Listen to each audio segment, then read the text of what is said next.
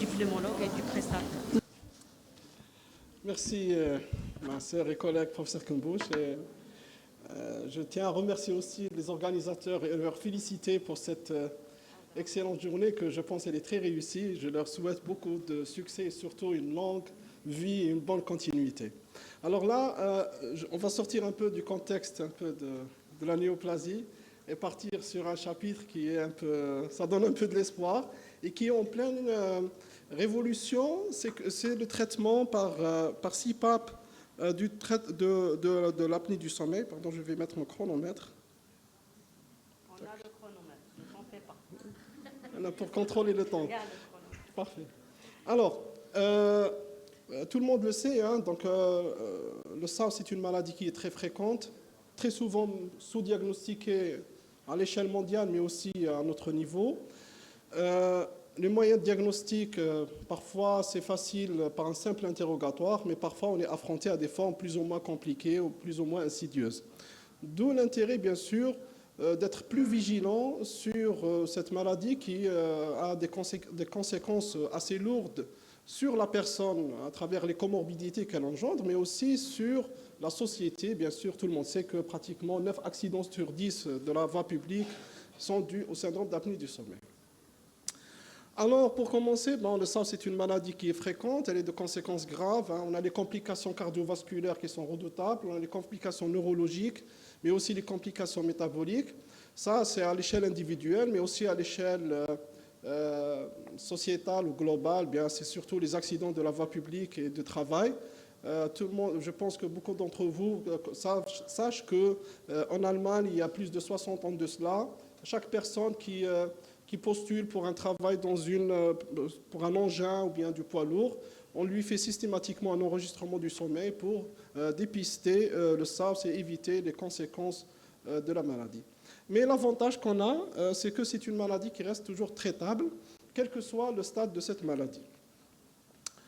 Bien sûr, malheureusement, le traitement, quand est-ce qu'il faut commencer et par quelle modalité, c'est toujours controversé. Classiquement, on se base sur la sévérité liée à l'IAH, à l'index apnée-hypopnée, mais les choses sont en train de changer. On se base beaucoup plus sur les conséquences de ces apnées et hypopnées, donc on se base sur l'index de désaturation, mais aussi sur d'autres paramètres qui ne sont pas l'ordre du jour. Les complications, elles sont redoutables. Alors, sur quels critères il faudrait se baser pour instaurer un traitement ou bien pour dire que c'est un SARS sévère, modéré ou léger? Est-ce que c'est en se basant sur l'index apnée-hypopnée, c'est-à-dire le nombre d'apnées et hypopnées que le malade fait au cours d'une nuit, divisé bien sûr par les heures de sommeil? Est-ce que c'est basé sur les conséquences du sommeil telles que la somnolence diurne ou bien les autres symptômes secondaires au SARS, ils sont multiples, d'accord? Est-ce que c'est basé sur la fragmentation du sommeil qui a des conséquences majeures sur la somnolence diurne, mais aussi sur le système autonome? Alors, sur la désaturation induite par les apnées, est-ce qu'on se base sur les complications cardiovasculaires et ou métaboliques, ou bien est-ce qu'il faudrait se baser sur les conséquences sur le plan général? En fait, le clinicien doit être un peu, c'est laissé au libre choix du clinicien. On va citer les recommandations de l'ASM, l'American Academy of Sleep Medicine, et aussi celles de la SFRMS, c'est-à-dire la Société française de recherche en médecine du sommeil. C'est pratiquement les deux leaders qui travaillent beaucoup sur la médecine du sommeil, mais on a d'autres. On va constater qu'il y a une grande divergence actuellement sur quels paramètres il faudrait utiliser ou choisir pour instaurer un traitement du SARS. Bien sûr, l'arsenal thérapeutique, il est de plus en plus large. Classiquement, on avait la PPC, c'est pratiquement le premier traitement qui a été introduit pour le traitement du SARS. Puis on a par suite, c'est-à-dire on a les orthèses d'avancée mandibulaire, on a classiquement le traitement positionnel pour le SARS positionnel, mais il y a aussi le traitement chirurgical, et là l'arsenal est trop large. Il y a aussi les règles hygiéno-diététiques qui doivent être respectées par tous les patients, donc ça doit être reconnu par tous les praticiens qui traitent le SARS. Et il y a aussi certains traitements tels que la stimulation du gynéoclosse et certains traitements médicamenteux qui sont en cours d'évaluation. Là, on va cibler un peu notre présentation sur la PPC. Alors, La PPC, c'est pratiquement le seul traitement qui a démontré son efficacité sur le SARS modéré à sévère. Et quand on parle de modéré à sévère, là, bien sûr, on se base principalement sur la classique classification basée sur l'IAH. Donc, principalement, il va agir sur la somnolence diurne, mais aussi sur les troubles cognitifs induits par le SARS, sur la qualité de vie, sur la pression artérielle et sur les accidents cardiovasculaires. Et c'est sur ces éléments-là que la discussion doit se faire entre le clinicien et le patient pour les convaincre à supporter le traitement par pression positive continue. Il faut l'admettre, c'est un traitement qui est un peu inconfortable pour tout le monde, y compris par le malade. Et là, pour que le patient adhère à notre traitement, eh bien, il faut être convaincant. Et les axes de la discussion entre médecins et patients doivent se baser sur au moins ces éléments-là. Alors, c'est un domaine qui est en pleine évolution. Là, on est passé d'une armoire à une machine qui se met à côté du patient, pratiquement à la taille d'un shop, d'accord ? Et d'une CPAP qui avait un bruit vraiment insupportable à des machines très, très silencieuses. Donc, c'est vraiment, ça évolue très vite et il y a une large gamme de machines qui sont proposées sur le marché. Ça, je vous ai juste rapporté le premier travail qui a été publié en 1981 et qui a évalué, là c'est juste pour dire que le traitement par pression positive continue ne tuait pas le malade et qui était supportable par le malade. Et il s'agissait de 5 patients qui avaient un SARS sévère et sur lesquels on a appliqué une pression variable 4, 5 et 10. Et les auteurs ont conclu que le traitement par pression positive continue qui jouait un rôle d'une attelle pneumatique, notamment pour les voies aériennes nasopharyngées, était safe, c'est-à-dire c'était sécurisé, c'était simple comme traitement, et par la suite, bien sûr, il y avait plusieurs études, des cohortes et des études randomisées contrôlées qui ont démontré l'efficacité du traitement de la PPC, par PPC. Alors, quels sont les objectifs? Quel est l'objectif principal du traitement de SARS? Il est simple, c'est une attelle pneumatique. Ça va permettre d'agrandir et de stabiliser les voies aériennes supérieures, ce qui est le mécanisme principal de la survenue du syndrome d'apnée du sommeil. Le SARS, il est défini par une collapsibilité des voies aériennes supérieures qui est plus ou moins complète. Lorsque c'est une fermeture complète, c'est une apnée. Quand c'est incomplet, c'est plutôt des hypopnées ou bien une résistance des voies aériennes supérieures.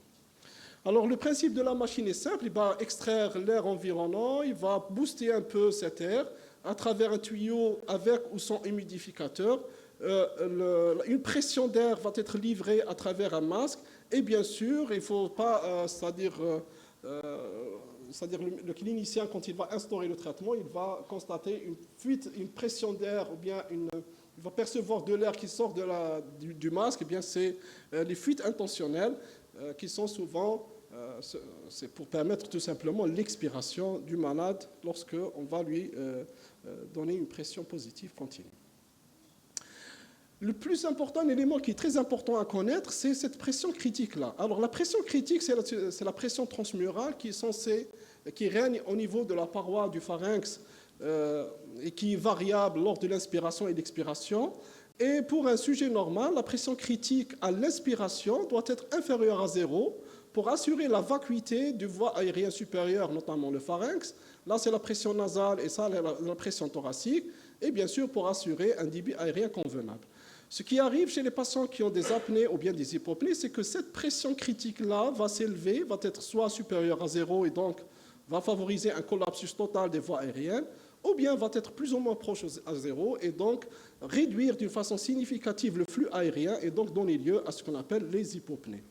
Et le principe ça ne suit pas correctement, mais le principe du traitement par CPAP, c'est d'offrir une pression d'air qui va augmenter cette pression, plutôt diminuer cette pression critique et permettre ou assurer la vacuité des voies aériennes supérieures lors des apnées. Ça, c'est le principe de la CPAP qui est très simple. Ça, c'est juste des exemples de la qualité des voies aériennes supérieures chez un patient normal et chez un patient apnéique. On peut constater la nette réduction des voies aériennes supérieures chez ces patients qui sont très prédisposés. Là, c'est des coupes, transversales. Puis, oui. des voies aériennes supérieures, là c'est un sujet normal et là c'est un sujet qui est apnéique. Et on peut constater que même à l'état de base, il y a une nette réduction des voies aériennes supérieures. Mais ça, c'est juste une composante, ce qu'on appelle la composante anatomique du SAWS. Parce qu'on va voir vers la fin l'approche individualisée ou bien la médecine personnalisée du SAWS. On a pratiquement 4 endotypes qui sont bien définis. Alors, le principe de la CPAP, c'est qu'on va essayer chez un patient qui est apnéique, ça c'est un patient normal, et là c'est un patient apnéique, on va essayer de lui délivrer une pression d'air qui va assurer une ouverture assez convenable des voies aériennes supérieures et permettre une vacuité, donc éviter les apnées. Et bien sûr, cette pression, cette ouverture des voies aériennes, elle est très variable, dépendant de la pression qu'on va administrer à ce patient, bien sûr. Là, on passe un peu de théorie, mais c'est les indications. Alors, la décision d'instaurer un traitement par CPAP, c'est une décision un peu multifactorielle. Donc, on doit prendre en considération l'index d'apnée-hypopnée, ça reste toujours d'actualité, mais surtout les conséquences de ces apnées, donc l'intensité de la désaturation en oxygène, mais aussi la fragmentation de sommeil, et ça, on ne peut pas le constater par l'enregistrement polygraphique qu'on est en train de faire. Et surtout, les conséquences du SAWS, ou bien les symptômes qui sont la conséquence du SAWS. Tout ça doit un peu pris en considération par le clinicien pour décider si ou pas il y a un intérêt de mettre le patient sous traitement par PPC. Alors, ça c'est très ancien, relativement ancien, ça remonte en 2010, mais il n'y a pas eu d'actualisation des recommandations françaises sur la prise en charge du SAWS. Donc, en traitement par PPC, il est recommandé à partir d'un IH à plus de 30, ou bien si l'IH est inférieur à 30, mais avec une somnolence diurne excessive, là, on est dans l'obligation d'instaurer, c'est-à-dire c'est des recommandations d'instaurer un traitement par PPC. Mais ce n'est pas le cas pour les recommandations américaines qui sont d'actualité, et cette dernière recommandation remonte en 2019. Je ne sais pas pourquoi ça vibre. Alors, ça remonte en 2019, et ça, c'est l'algorithme qui est élaboré par l'ASM.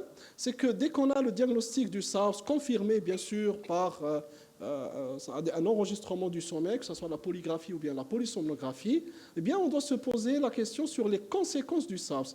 Est-ce que le malade présente une somnolence diurne excessive? Est-ce qu'il y a une altération de la qualité de vie secondaire à ce SAWS? Et est-ce que le malade est hypertendu? 3 questions qu'on est censé se poser avant de décider de discuter avec le malade l'intérêt de traiter par une CPAP. Alors, est-ce que ça a une efficacité et quels sont les résultats positifs attendus lorsqu'on va instaurer un traitement par le SAWS? Alors, sur le plan immédiat, bien sûr, on a une nette correction de la saturation artérielle en oxygène. Là, c'est un patient qui est apnéique avant d'instaurer le traitement du SAWS. Ça, c'est le nombre d'épisodes de désaturation que faisait le malade au cours d'une nuit. Et là, juste après l'instauration du traitement du SAWS, bien, on note carrément une disparition quasi totale de ces épisodes de désaturation. Bien sûr, ces désaturations ont leurs conséquences sur l'activation du système sympathique et toutes les conséquences qui vont avec. La Société française de recherche en médecine du sommeil a essayé un peu de synthétiser les principaux bénéfices du traitement du SAWS, et ça, c'est gradé en fonction de l'intensité ou bien de la force des études sur lesquelles c'est basé. Alors, la première chose, c'est une correction des troubles respiratoires au cours du sommeil, amélioration de la qualité de vie, réduction de la pression artérielle, on va en parler un peu, amélioration des marqueurs des risques cardiovasculaires, là on parle des marqueurs du risque cardiovasculaire, réduction des complications cardiovasculaires, réduction du risque accidentel, notamment au milieu de travail, mais il n'y a pas d'effet sur le poids ni la répartition des tissus adipeux. Beaucoup ont parlé sur la réduction pondérale après l'instauration du CPAP. En fait, ça n'a pas été encore démontré par des études randomisées contrôlées. Et il n'y a pas, bien sûr, d'effet métabolique. Donc, il ne faut pas s'y attendre à une régulation du diabète ou autres complications métaboliques induites par le SAWS. 50% des hypertendus sont des SAWS. Bon, les chiffres varient entre HTA sévère ou HTA résistante ou pas. Mais il faut savoir que la principale cible du traitement par la CPAP, c'est d'améliorer cette HTA, mais surtout prévenir les complications liées à cette hypertension artérielle. Et plusieurs études randomisées avec des méta-analyses ont montré qu'il y a une nette amélioration des chiffres tensionnels chez les patients qui ont une HTA et qui sont apnéiques, au moins à court terme, c'est-à-dire au bout de 6 mois, mais à condition que le SAWS soit un SAWS sévère. Donc si on a un SAWS léger et on a une HTA, il ne faut pas s'attendre à une amélioration des chiffres tensionnels. Et secondairement, et ça c'est très très important, c'est qu'à condition que la durée d'utilisation quotidienne soit assez prolongée, et on va voir ça sur les études qui l'ont démontré. Ça c'est une grande étude randomisée, contrôlée, plus de 1500 patients, patients sains, patients ronfleurs, patients qui ont un SAWS modéré à léger mais qui ne sont pas traités, les patients qui ont un SAWS sévère non traité, et les patients qui sont traités par SAWS, qui ont un SAWS sévère traité par la CPAP. Et on constate que ceux qui ont un SAWS sévère, là en rouge, ce sont ceux qui ont le risque cardiovasculaire le plus important, et que l'amélioration plutôt, c'est-à-dire en trait discontinu bleu, c'est les patients qui sont traités par CPAP, et on voit que pratiquement les patients traités par CPAP rejoignent en matière de risque de décès ou bien de risque de complications cardiovasculaires fatales les sujets contrôles, c'est-à-dire les sujets sains, comparés à ceux qui ont un SAWS sévère. Donc, si j'ai un SAWS sévère, je suis très exposé aux complications cardiovasculaires fatales. Si je traite mon malade qui a un SAWS sévère par la CPAP, eh bien, le risque, il rejoint celui des sujets sains, et donc ça devient quasiment nul comparé au SAWS sévère. Mais ça, c'est corrélé aussi à la durée d'utilisation, et ça, c'est une étude qui a comparé l'efficacité du SAWS en matière de survie chez 4 groupes de patients qui sont sous CPAP, ceux qui utilisent leur machine 0 à 4 heures par nuit, ceux qui utilisent 4 à 6 heures, 6 à 7 heures et plus de 7 heures. Et on voit bien que ceux qui utilisent la machine d'une façon assez prolongée, c'est-à-dire à partir de 6 heures, ils ont un risque beaucoup moins important que celui de risque de mortalité dû à des maladies cardiovasculaires, beaucoup moins important que celui qui utilisent moins leur machine. Donc, en conséquence, plus le patient adhère au traitement à la CPAP et plus il utilise la machine de façon prolongée, moins le risque de mortalité lié aux complications cardiovasculaires y est. Alors ça, c'est juste quelques rappels. Comment fonctionne une machine CPAP?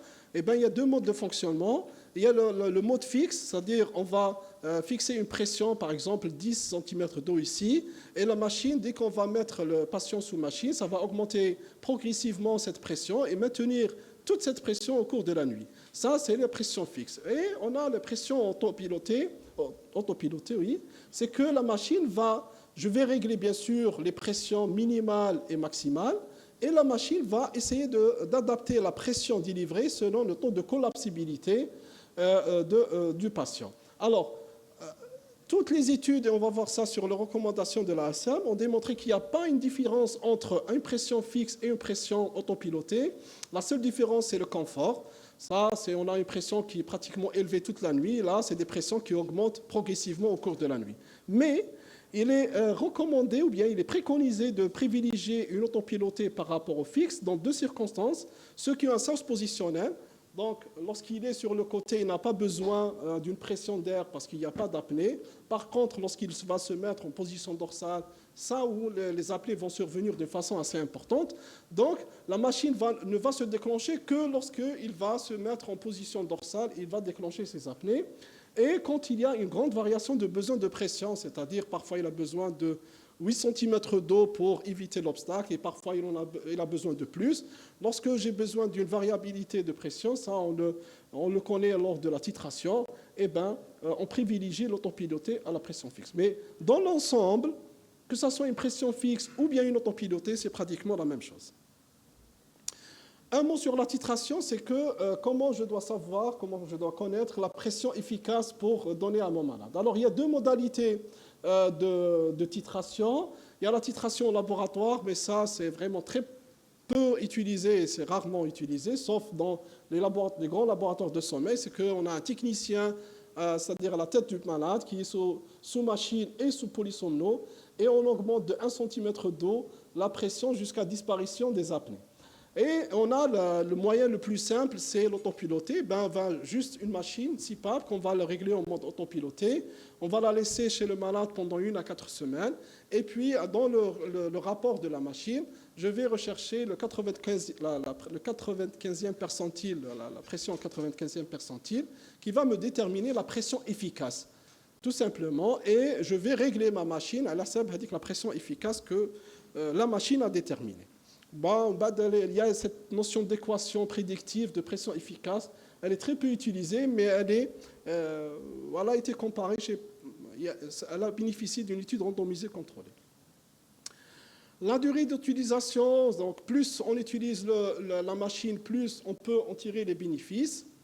Le problème du SAWS, c'est l'observance. C'est que beaucoup de malades, surtout, même s'ils achètent les machines d'une façon un peu par leurs propres moyens et chers, mais ils ne sont pas adhérents, d'accord?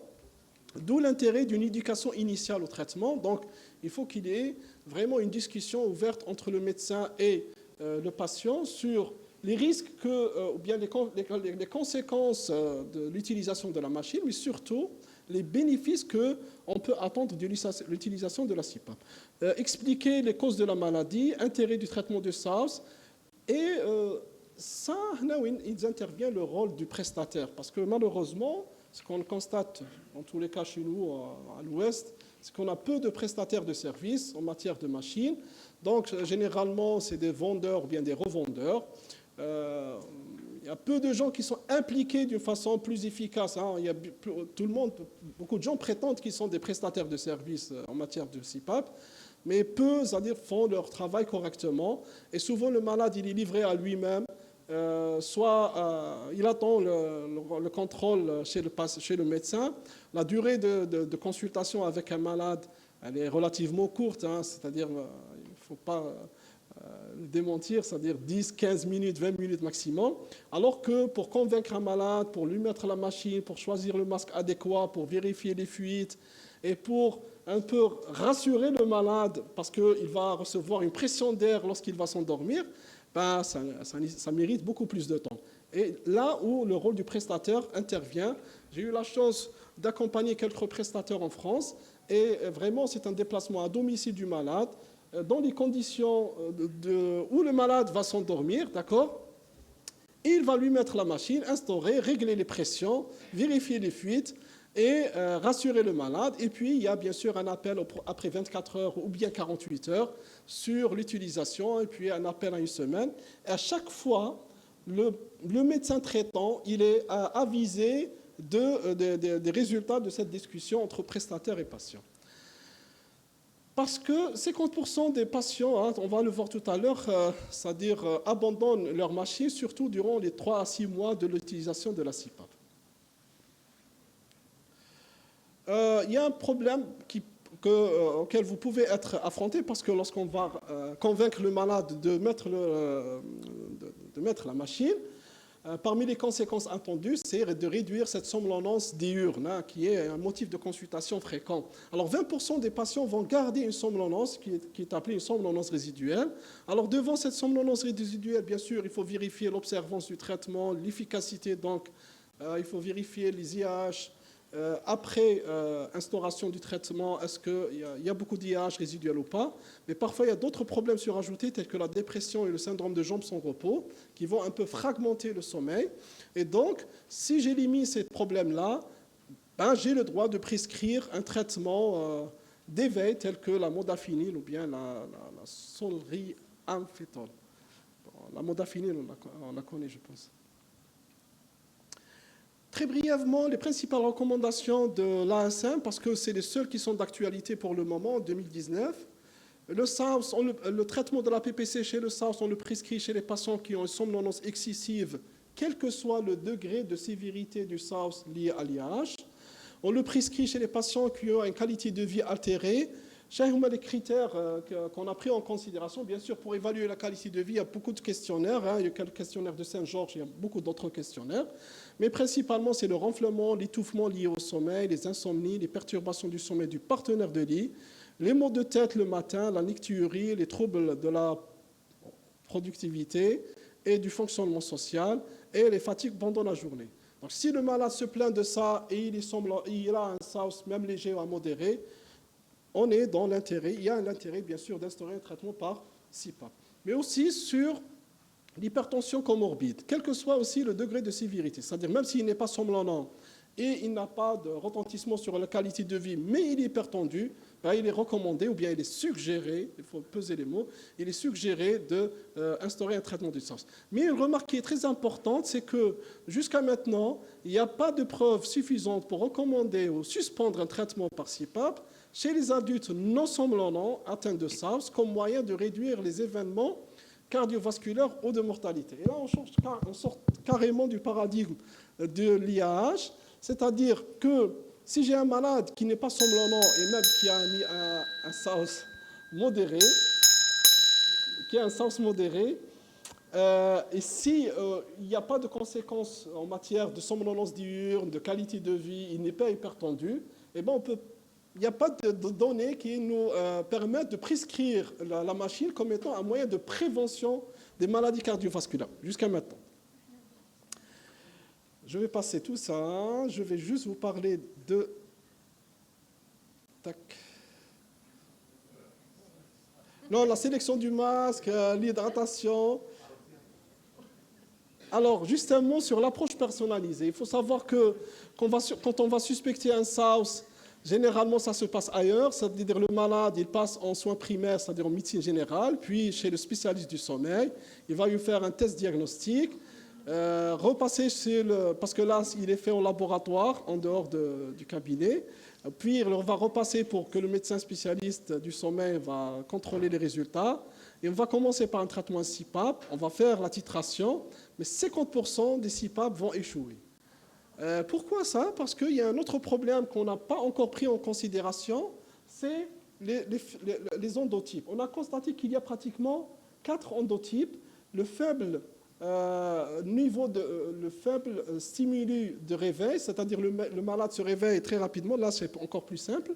Alors, c'est-à-dire le malade, au lieu d'avoir une pression, c'est-à-dire une désaturation assez importante pour se réveiller, ben, il va se réveiller à des désaturations beaucoup moins importantes. Donc on va assurer à des micro-éveils multiples qui ne sont pas comparables au degré des apnées. On a la fameuse loop gain, c'est-à-dire high loop gain, c'est tout simplement un cercle vicieux. C'est-à-dire le malade, lorsqu'il va faire une apnée avec des désaturations, il a besoin c'est-à-dire d'un rythme respiratoire assez modéré, mais c'est-à-dire au contraire, on va assister à une exagération d'un travail respiratoire. Ça ressemble un peu à la respiration de Cheyne-Stokes, c'est-à-dire après cette hyperoxie, on va assister à une hypoxie secondaire. Puis il y a une altération des muscles dilatateurs de l'œsophage, plutôt du pharynx, et comme quatrième endotype, c'est l'altération anatomique qui est la cause la plus fréquente du SAOS. Alors,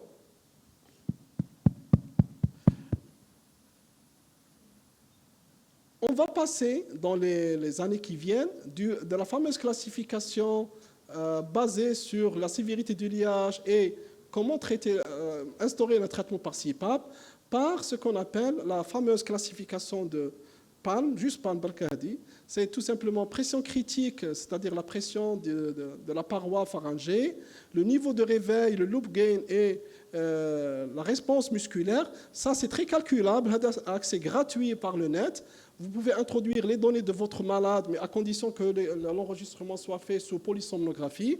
Et on peut rapidement vous calculer quels sont les facteurs incriminés dans ce SAOS. Est-ce que c'est un PALM 1 ou un PALM 2 ou bien un PALM 3?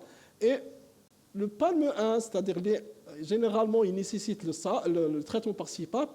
En fait, il ne représente que 23% des patients qu'on traite actuellement. Et une grande partie des patients, en fait, peut-être qu'ils ne nécessitent pas un traitement par CPAP, mais ça nécessite un autre traitement.